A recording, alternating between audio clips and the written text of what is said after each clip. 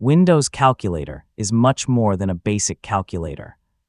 In Windows 11, it includes scientific tools, programming features, graphing capabilities, unit and currency converters, financial calculators, and much more. In this guide, I'll show you how to use Windows Calculator on Windows 11 in 2026. First, click the Start menu, search for Calculator, and open the app.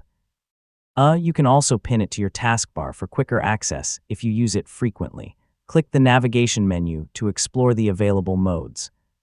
You'll find standard, scientific, programmer, graphing, date calculation, and several converter tools designed for different types of calculations. Use standard mode for everyday math such as addition, subtraction, multiplication, division, percentages, and memory functions.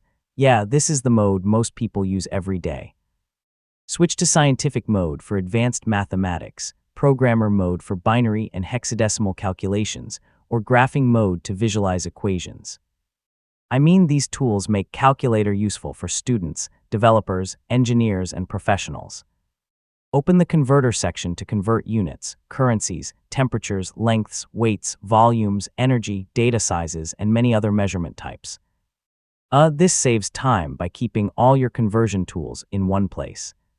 Take advantage of helpful features like Always on Top, calculation history, keyboard shortcuts, and memory functions to work more efficiently while using other applications. These features make Windows Calculator much more powerful than a simple calculator, and that's how to use Windows Calculator on Windows 11 in 2026. Whether you're performing simple math, advanced calculations, programming tasks, or unit conversions, Windows Calculator provides everything you need in one convenient app. Thanks for watching, and I'll see you in the next tutorial.